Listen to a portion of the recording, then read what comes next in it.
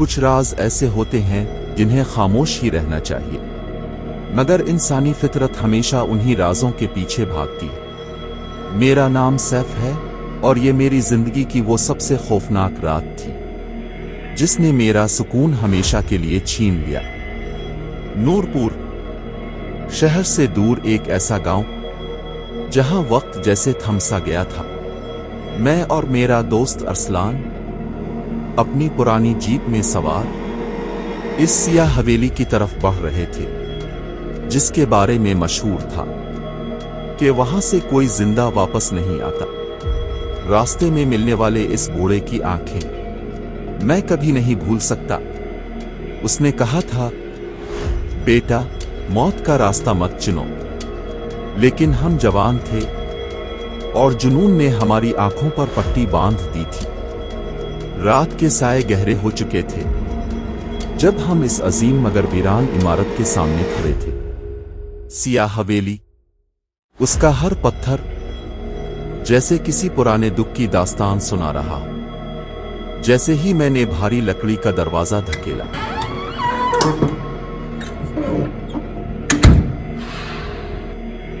एक ऐसी ठंडक महसूस हुई जिसने मेरी रूह तक को कांपा दिया। लिफ्ट बंद थी, हर तरफ धूल और मकरोहे के जाले थे।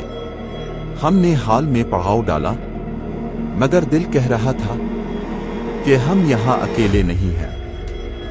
ऊपर की मंजिल से किसी के चलने की आवाज आई।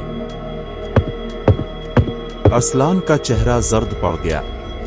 हमने सोचा शायद कोई जानवर होगा, लेकिन तभी हमारे सामने जलती हुई आग का रंग अचानक नीला हो गया। ये कैसे मुमकिन था? नीली आग। मैंने अपना कैमरा उठाया और ऊपर की तरफ बढ़ा। अरसलान ने रोका, मगर कोई चीज मुझे ऊपर खींच रही थी। सीढ़ियों की हर चरचराहट मेरे दिल की धड़कन तेज कर रही थी। ऊपर का मंजर किसी हौलनाक ख्वाब से कम न था। एक पुराने आईने के सामने कोई बैठी थी, एक औरत सिया दुल्हन के लिबास में। वो अपने बाल संवार रही थी, मगर आईने में उसका कोई अक्स नहीं था। जब वो मुड़ी, खुदा की पनाह, उसका चेहरा जला हुआ था, आंखें गहरी और खाली जैसे दो सियागार हों। वो सिया दुल्हन थी, वो आसिम जो सदियों से अपनी मौत का बदला लेने के लिए तड़प रही थी। उसने मेरी तरफ हाथ बढ़ाया।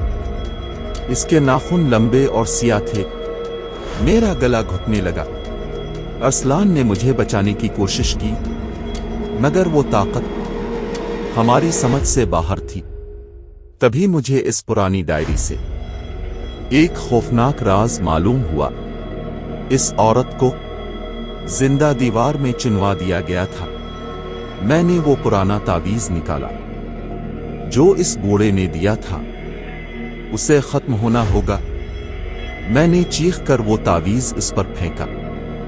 एक तेज रोशनी फैली, पूरी हवेली लरज उठी और वो चुड़ैल ध्वनि में बदलकर हवा में बखर गई। हम भागे इतनी तेजी से कि पीछे मुड़कर देखने की हिम्मत न हुई। सुबह होते ही हम गांव की सरहद पार कर चुके थे। लोग कहते हैं कि वो हवेली इसी दिन जमीन बोस हो गई, मगर मेरा खौफ आज भी जिंदा है। आज भी जब मैं आईने में देखता हूं तो अपने हाथ पर वो नीले निशान देखता हूं जो इस रात सिया दुल्हन ने छोड़े थे। हवेली तो मिट गई, मगर उसका साया शायद आज भी मेरे साथ है। नेक्स्ट कहानी के लिए सब्सक्राइब करें।